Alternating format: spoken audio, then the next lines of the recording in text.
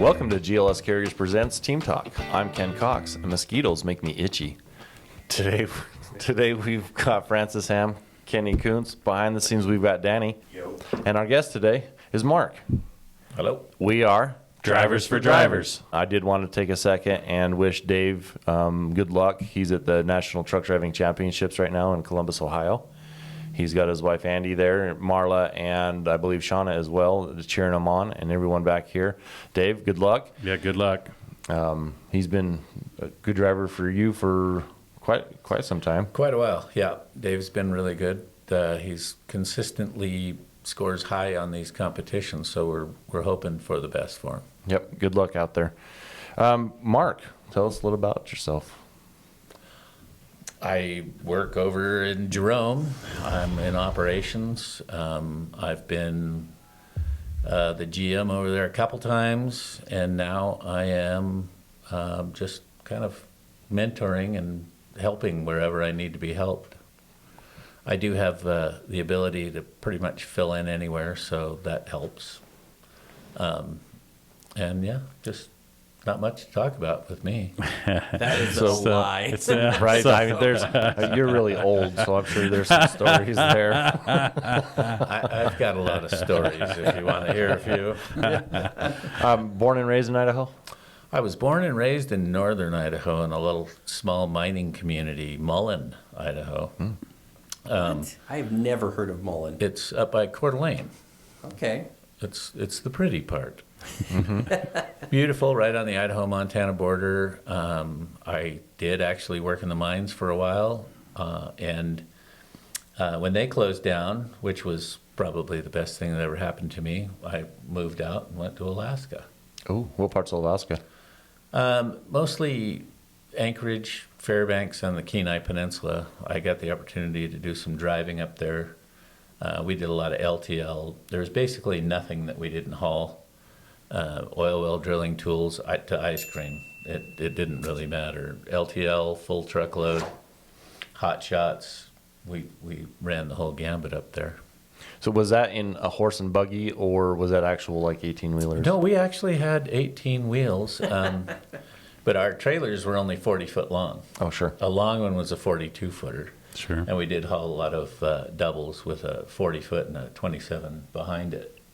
So were you able to haul ice cream up there in dry vans then? Sometimes.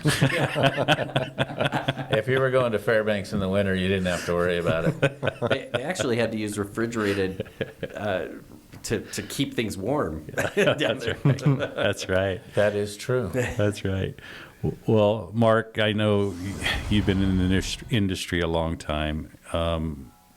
The changes that we've seen over the years in the industry, some of them are really positive, some of them we've kind of challenged with and stuff. What would what's your opinion of all the changes that have happened, and better or worse, or we just needed to do it, It was necessary. The way we used to run was completely unsafe. I mean, it was frightening how, especially now when you look back on it, hours of service that was not even mentioned. It was just go get it done. And now we're more concerned about the public welfare and the public safety. Back then we didn't even need a CDL. Yeah. You needed a truck and a set of keys, and that was it. Truck driving schools really didn't exist. Any kind of training programs didn't exist. Yeah. I think the best thing that's happened over the years is the concentration on safety. Safety is probably the biggest part of what makes a company profitable right now. Yeah. And in order to be able to sleep at night, we have to run safe, sound, better equipment. We didn't pay as much attention to the equipment then. If the brakes were iffy, you just ran with it. Just make sure you slow down before you get to where you're going. It's completely changed. The rate structures are different. Of course, the cost of equipment, the cost of the drivers. When I worked in Seattle, we paid them 19 cents a mile. That's how long ago it was. And they were happy. I remember those days. They were happy. But yeah, now you're looking at 60, 65 cents before they want to do it. And that's only been, well, I guess it's been 30 years, so. Yeah, yeah. But you know, the funny thing, you talk about safety, and the industry needed the safety, no doubt about it. But look at our customers today. They look at all that. They look at our safety scores. They look at all that. If we're going to be a carrier for them, we need to be up there in our safety as well. They want to see if we're responsible, Yeah. and if we're going to get their product where it needs to go safely and efficiently. Mm-hmm. The biggest customers we have are the ones that pay the closest attention to it. So that's another incentive for us to actually do the right thing. But do we really need incentive to do the right thing? That's what I'm talking about. Yep. There's no load that we've ever had that's worth risking anybody. 100%. I definitely agree on that. You've had quite the following of drivers. I've known you since the late 80s. Yes, I went to work for the company Kenny's father owns back in 1989. You know, it's been a while. I moved from Seattle to Gooding, Idaho. It was a bit of a culture shock. A bit. How so? Well, in Gooding, in Seattle, you pull out, you get to the street, you pull out, and you were waiting for traffic to go by. In Gooding, you go to the street and you wait for traffic to happen. So, yeah, it was a little bit of a slower pace. And you didn't have any of the conveniences you might have in the Seattle area. It's just a little bit different. You've mentored a lot of drivers. A lot of them followed you around. Bunch came from that company you were with over to us, and wherever you go, they just seem to follow you. You know, you have a way with keeping them all making money. And Well, that's the key, is if they're happy at work and in their home life.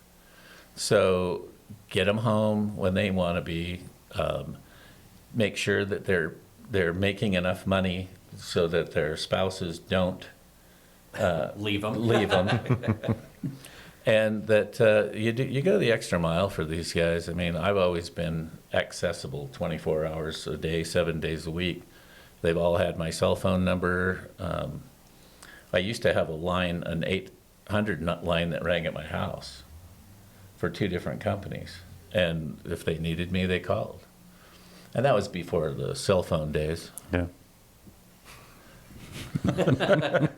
I actually talked to a couple of drivers not too long ago, and they told me a story about Mark that just shows his heart. Oh, good. Uh-oh. How they were in a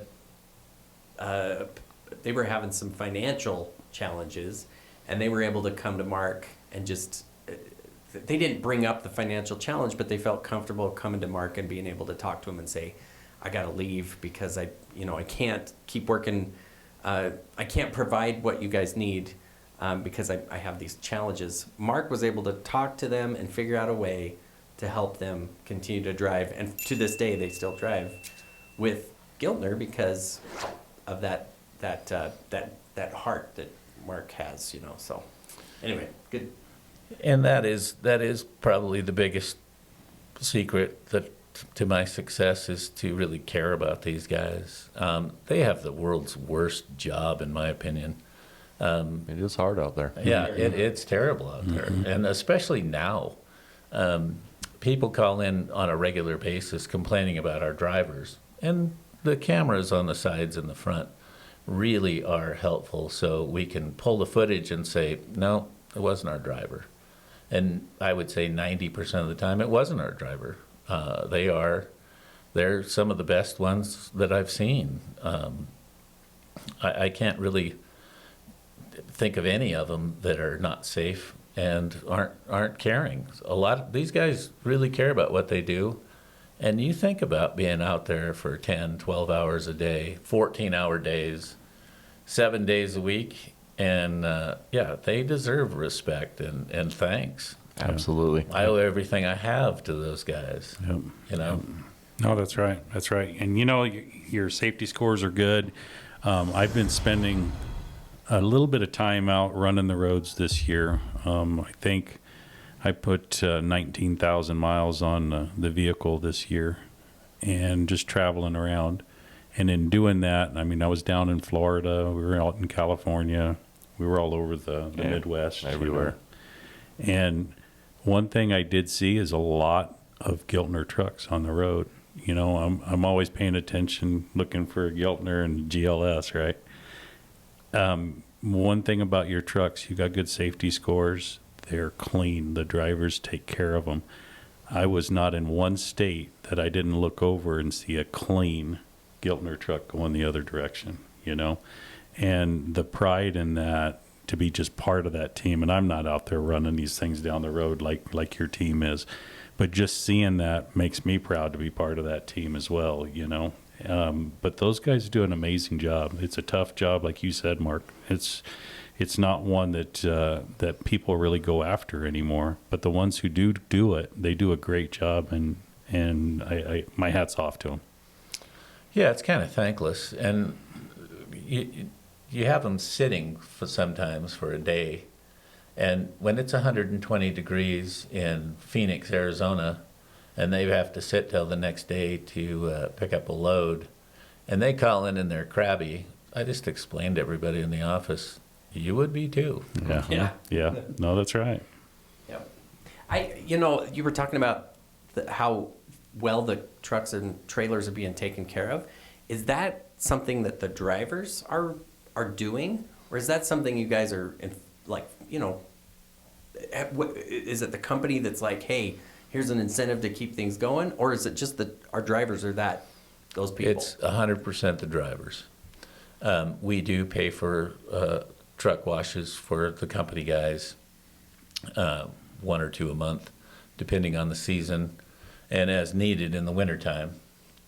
But yeah, it's the drivers that they have pride in their equipment. We do have new, good equipment, and we have a lot of lease operators, and they don't want to be out there in anything that's shabby or shoddy. They have some self-respect. They want everybody to know that they're clean and they know what they're doing and they're a professional. Science says that clean trucks get better fuel mileage, That's true. run better. It's science. And they get pulled into the weigh station less for inspections. Yep. It's all science. It's science. Another question I had for you is, you guys have, I feel like every time I get on social media, Giltner Transportation has another person receiving their 1,000,000 miles safe driving award. What is the key to that? How are you able to get drivers who are willing to do what it takes to be safe like that? I wish I could say it was skill, but it's a lot to do with luck. And we do weed out the ones that are not safe.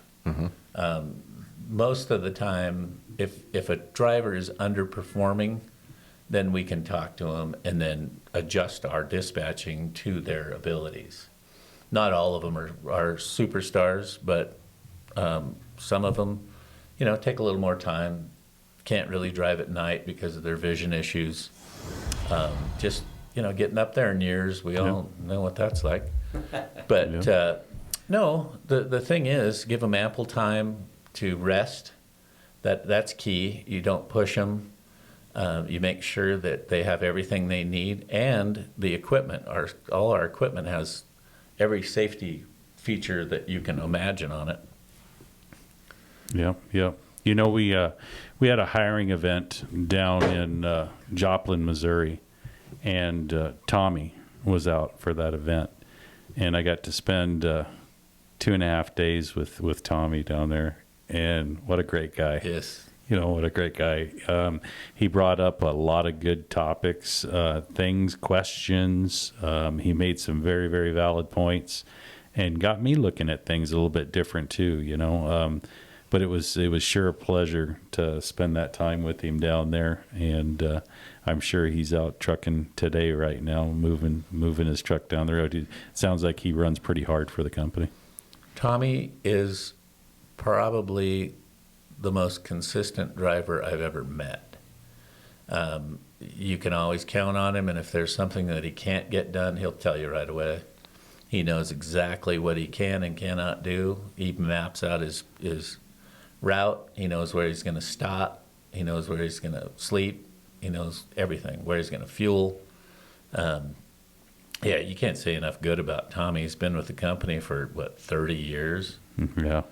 He was there prior to me, and I got there in 2000. So, yeah, Tommy's an excellent driver. He had kind of an odd little quirk there for a while, and he still does. He likes multi-stop loads, which is kind of a rarity in this day and age. But he does. He prides himself in to be able to do as many stops as possible. It was just kind of a way for him to show off. Sure. Yeah, that's right. Danny, go ahead, Kenny. You're talking about the recognition part. You're seeing them on there. That goes to Giltner's credit. Is they're actually recognizing these people and their office support with giving those type of awards. A lot of companies, you're just a driver, you're just a number. They're not the ones putting the focus on the driver, or even office support. Giltner does recognize hard work, and they reward it. Yeah. I was wondering, Mark, do you have a story? We don't have to mention any names, but do you have any stories of a driver that started out, was really rough, but has as he worked with you guys, was able to get to a point where he is like a shining star now? He or she. It doesn't. I mean, I don't know if you've had any experiences. Don't say. Over the years. You can edit that one. Yeah. I'll just beep it out. Beep. Well, let's see. Kenny Kuntz comes to mind. Yeah. That was a little rough. Yeah, you were a little rough back in the day. But you were pretty successful at Giltner as a lease operator and as an owner of trucks. Yeah. I had one kid that I remember way back when. His name was Freddie Lopez. He's probably still out there. He was young and rough, and he just started driving. And he had some issues here and there in the beginning with his planning and being on time, but he kept at it, and he kept at it, and he kept at it with just a little support and some conversations. We talked sometimes almost every day. I thought I adopted him for a while. But he was one, like Kenny said, he followed me from company to company. And as far as his performance went, he was perfectly safe all the time, honest. He was a great person to work with. And now I've worked with some really spectacular drivers over the years, and I'm friends with a lot of them that I worked with back in the late 80s. And they're all retired, of course, but back then I hung out with the drivers a lot. We went to dinner, we fished, yeah. We went Yeah. we went to each other's houses, all my kids knew them. So that's where I met a lot of the people I'm still friends with, because they were drivers. You got a safety topic for us today? Yeah. So I'm noticing that the nights are starting to cool down a little bit. It's getting pretty comfortable out there in the evening. Oh, yeah. And along with cooler nights means we probably got a little weather change coming at us. I would say that let's be aware of where we're traveling, where our lanes are taking us to. It's not going to be long, and we'll start seeing that temperature dropping more. So those people who run the northern routes, be aware, or higher elevations, mountain crossings, Wyoming, be aware of the weather changes that are going to come. and make sure that you have the proper protection in your truck. And that I'm talking about personal protection. You know, you don't want to get stuck out someplace without some dry socks and blankets and maybe a jacket in your truck and things that you may need. It's a good time to start thinking about that and pack a bag that you can have in the truck that has that in there. Make sure you got water at all times. Hydrate. Yeah, and then some snacks. You know, it's always good to have granola bars or something like that, something that doesn't go bad that you can keep in the truck with you. So in the event that you were held over, you know, because of whatever happens, you got something that you can nibble on. So that's what I threw out there for a safety topic today. On that note, what time of year are you likely to see more potholes and roads breaking up, and do you guys Spring. When That's everything usually- gets soft. Yeah. Yeah. Okay. I just was wondering if this might be, you know, one of those times you're starting to get any time there's that change of weather. But anyway, that's just You know, they say, Danny, that you've got winter season and construction season. yeah, So that's about it. which totally makes sense. Well, I know you're probably ready to go, but I have one question that I want to ask since we got Lay it on us. we got some drivers in here. I want to know the funniest or coolest thing you guys have ever seen being hauled. Funniest? Yeah, Funniest. it's something that you're just like, what is in the back of that? Oh, to see or hauled? But either one. Like if you've hauled something that's pretty ridiculous. I know we've done The palm tree. Palm tree. Yeah. Yeah, one of my first loads was a top to bottom, front to back dry van of feminine hygiene products. There you go. And there was a lot in there. It was like 20,000 pounds is all. The whole thing was full. I was going across Wyoming and almost blew over. They're light and fluffy. I think the weirdest thing that I was ever involved in is during the Exxon Valdez oil spill. Some of the things we hauled then, a lot of the equipment came over from Russia because, of course, they had to deal with the same thing. And they didn't want that oil from the sound going over there. So they landed some big Russian cargo planes at the international airport there in Anchorage, and we went out with flatbeds and loaded skimmers. Oh. They have a big arm on them, and they reach out and they manipulate the booms full of absorbent Yeah. tissue, and they put them on barges, but on our flatbeds. And one of our guys had come out of the airport and made a turn, and one of the chains broke on it, and it slid over and tipped his flatbed over like that. And it took a bit of forklift power to get that thing back up. Yeah. Those things weighed probably 40,000 pounds a piece. Dang. Yeah, they were huge. And then the absorbent pads, whole trailer loads full of those, and they're basically a shop cloth. It's just a really absorbent rag, and they go to the beach and wipe off all the rocks with them, and it soaks up the oil.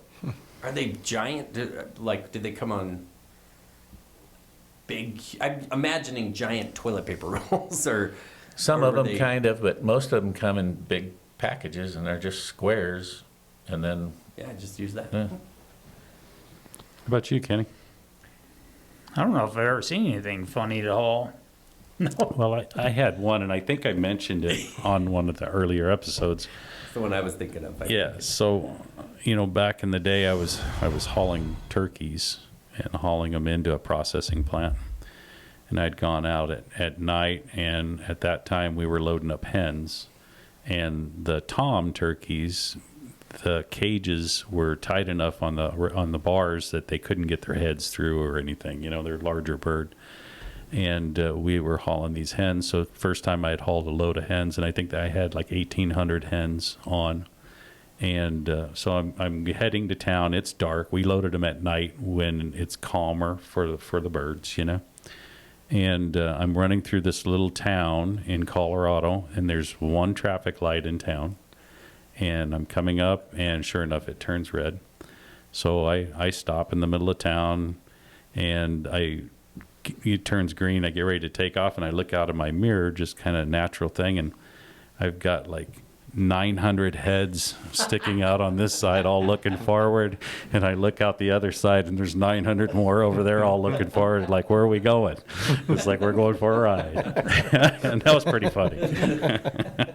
I do have a little funny story.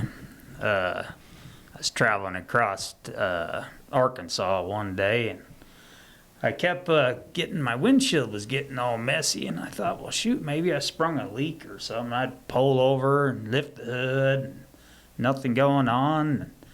Get going again, clean my windshield, and kept catching this truck, and that seemed to be when I was getting all this spray on my windshield. It wasn't hitting the ground, it was blowing up, so you didn't see it leaking out of the truck. Every time I got to it was all this chicken juice. There's stuff in the bags. I met him at a truck stop. We were fueling, and that stuff's just running out of his trailer. And I said, "You owe me a truck wash."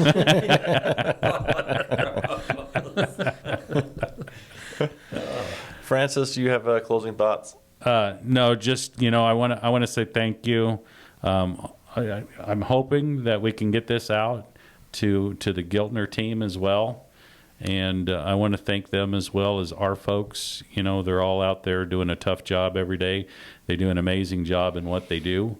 It's not easy, but with many thanks, for everything that you do. You keep it safe and you do a great job. And really want to thank you for that. Appreciate it. Absolutely. Kenny? I just want to thank Mark for coming in and putting up with our stuff today. Shenanigans. Hopefully we didn't scare you away for next time. And for being a good mentor for a lot of people, including myself. Thank you for sticking us all out and keeping us headed in the right direction. Thank you. Mark, I'll piggyback a little bit. Appreciate you being here. Oh, no problem. Letting us dive into a little bit of Mark. We look forward to what the future brings. And with that, do you have some closing remarks? No, thanks for having me. And yeah, like you said, we've got a heck of a group over there in Jerome. All of them do an excellent job. And the biggest thing about the Jerome group is they all care. Yeah. You can't train that. It just happens, and they do, legitimately. I don't think there's a single person out there in that group that doesn't. So for that, I appreciate everything they do. Yeah, you bet. Good deal. Well, as we end this episode, we want to thank you for being safe, making the right choices. Remember, your eyes and ears on the road. If you see something, say something. We all succeed when you complete your trip safely and you're home with your loved ones. See ya. Thanks.